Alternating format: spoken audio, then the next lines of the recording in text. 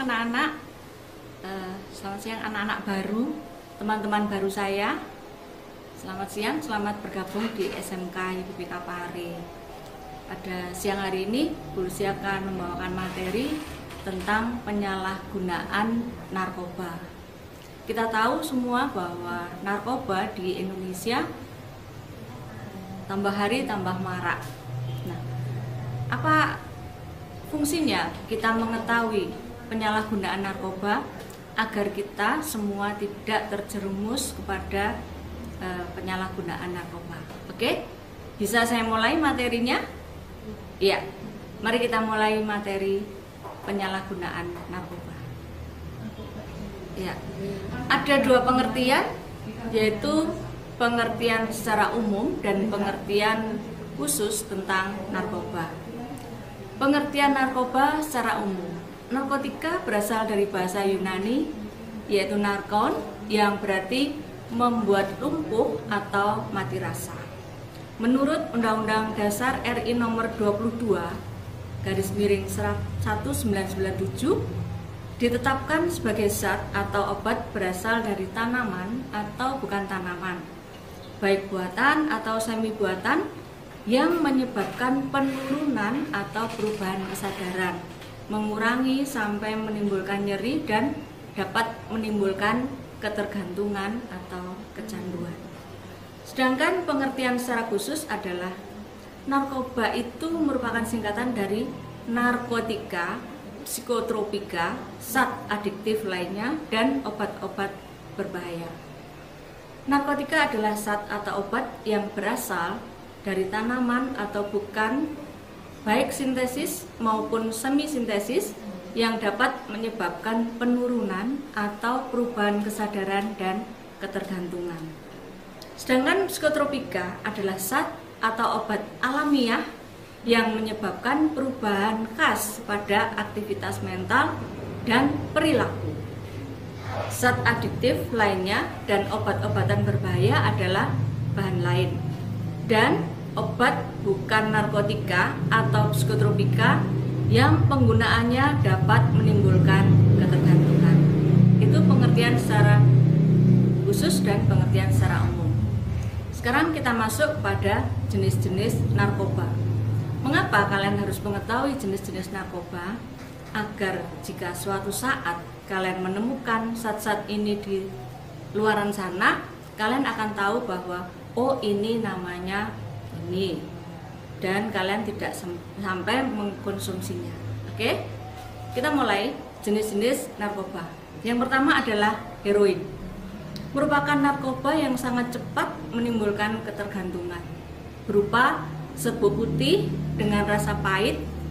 Kemudian cara penggunaannya dapat disuntikkan, dihirup, atau dimakan. Zat ini dapat menimbulkan rasa ngantuk, lesu, kemudian berpenampilan dungu, jalannya mengambang, gejala putus asa, rasa tidak nyaman dalam perut, kram otot, dan nyeri tulang. Pengen tahu bagaimana modelnya heroin ini? Inilah model heroin. Kemudian yang kedua adalah ekstasi, atau bisa disebut juga inex, atau lebih gaulnya namanya kancing. Berbentuk pil dan mempunyai warna beraneka ragam.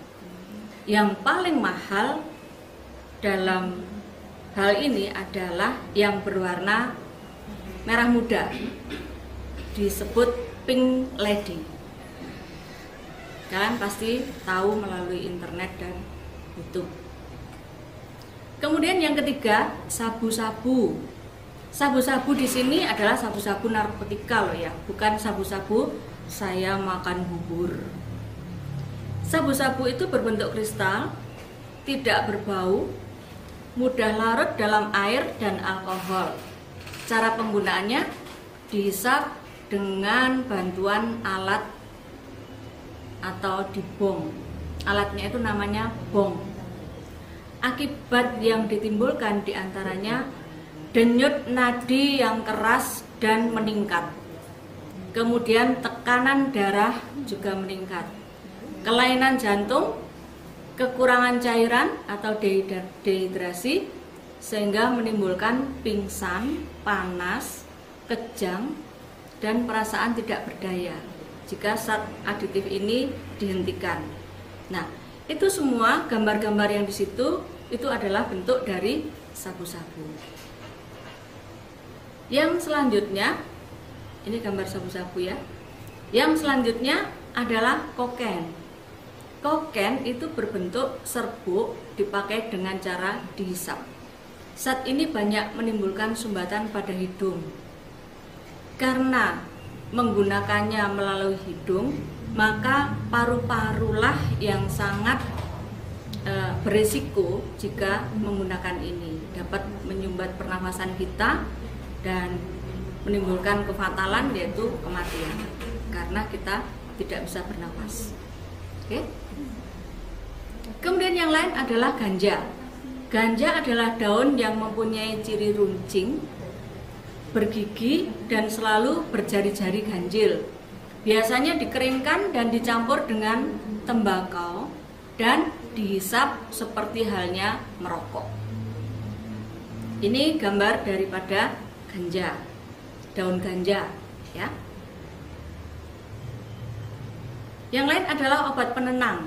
Obat penenang ini antara lain obat tidur, pil koplo, nipam, dan lain-lain.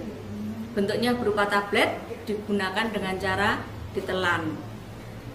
Efek obat ini diantaranya bicaranya jadi pelu. Kemudian kalau diajak ngomong itu lambat untuk merespon, baik fisik maupun mentalnya, juga emosinya. Kemudian peningkatan rasa percaya dirinya juga kurang. Dalam dosis yang tinggi akan menimbulkan perasaan cemas, sensitif, dan mudah marah. Penggunaan campuran dengan alkohol akan menghasilkan kematian. Siapa mau coba? Sekarang kita beralih kepada dampak penyalahgunaan narkoba.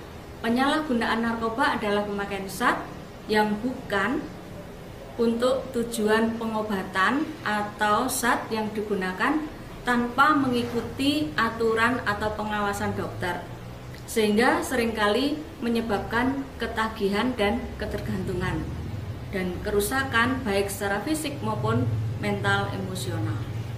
Adapun dampak dari penyalahgunaan narkoba diantaranya adalah ditinjau dari ilmu kesehatan bisa merusak kesehatan fisik. Penyalahgunaan narkoba merusak susunan saraf pusat otak, organ jantung, hati, ginjal, paru, dan usus semuanya rusak. Merusak sistem reproduksi. Biasanya yang menggunakan ini akan sulit untuk memperoleh keturunan. Kemudian penyebaran HIV/AIDS melalui penggunaan jarum suntik dan gangguan lainnya.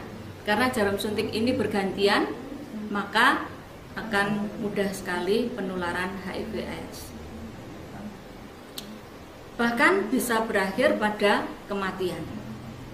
Kemudian yang kedua adalah merusak kesehatan mental. Penyalahgunaan narkoba merusak kesehatan mental seperti timbul perilaku yang tidak wajar.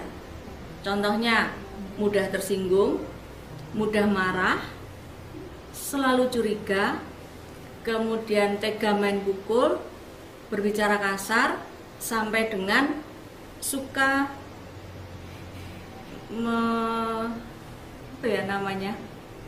menyiksa binatang. Contoh, memberi kucing itu makanan yang tidak wajar sehingga kucing itu kesakitan, ataupun dia membuat perilaku yang aneh.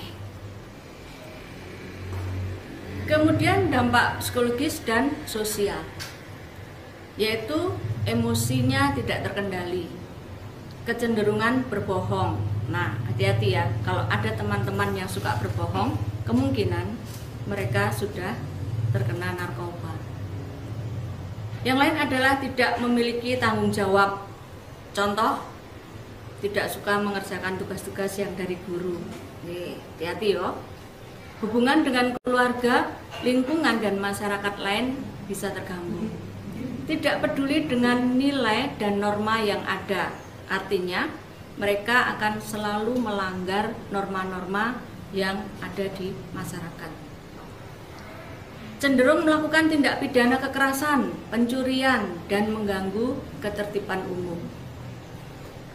Menarik diri dari lingkungan sosial, artinya mereka sering menyendiri dan tidak mau berkumpul bersama-sama dengan teman-teman yang lain atau keluarga yang lain atau tetangga. Kemudian faktor penyebab penyalahgunaan narkoba. Faktor lingkungan. Contoh, kenapa faktor lingkungan ini? Mungkin anak tersebut ada berada di lingkungan yang sering menggunakan narkoba, atau di dalam keluarga itu ada salah seorang yang menggunakan narkoba, sehingga anak ini akan berusaha untuk mencoba-coba. Yang faktor individu, biasanya anak yang menggunakan narkoba dalam faktor individu adalah anak-anak yang putus asa, anak-anak yang merasa dirinya itu tidak mampu menghadapi kehidupannya. Nah, mereka tidak mencari solusi dengan yang positif, tetapi mereka akan masuk dalam penyalahgunaan narkoba. Anak-anak yang saya cintai, pemulihan penyalahgunaan narkoba itu umumnya pengguna narkoba membutuhkan waktu yang cukup lama untuk memulihkan kondisi fisik atau psikis dan sosialnya. Dalam tahap pemulihan ini, untuk kembali kepada kondisi yang wajar, korban harus menjalani program rehabilitasi. Ini kalau belum terlalu, tapi kalau sudah keterlaluan dan usianya sudah cukup, ya kalian harus rela untuk mendekam di jeruji besi. Yang kedua, untuk menjalani proses pemulihan dibutuhkan biaya yang besar, waktu dan kerja keras, disiplin dan niat yang kuat, serta kerjasama antara penyalahguna, keluarga, dan lembaga rehabilitasi. Ini yang sulit. Karena apa? Karena kadang-kadang keluarga itu tidak rela melihat anaknya atau anggota keluarganya yang menjalani rehabilitasi tersebut. Dia merasa kasihan sehingga dia akan mengambil lagi keluarganya untuk pulang ke rumah dan tidak menjalani rehabilitasi sampai tuntas. Akhirnya apa? Mereka akan kembali kepada penyalahgunaan narkoba. Yang ketiga, tidak ada jaminan sama sekali bahwa pengguna tidak akan kambuh atau menggunakan lagi. Sekalipun seorang pecandu sudah pulih selama beberapa tahun, pemulihan adalah perjuangan seumur hidup. Bisa jadi pecandu ini setelah beberapa tahun dia sembuh, kemudian ketemu dengan teman-temannya yang dulunya sesama pengguna narkoba dan mereka masih menggunakan narkoba, sehingga dia akan kembali mencoba untuk menyalahgunakan narkoba. Demikian kiranya yang bisa Bu Lucy sampaikan untuk penyalahgunaan narkoba. Bu Lucy berharap kita semua terhindar dari penyalahgunaan narkoba dan kita akan menjadi generasi-generasi yang penuh tanggung jawab dengan mengisi kemerdekaan ini dengan hal-hal yang positif dan kreatif. Salam sehat, salam sejahtera, Tuhan memberkati.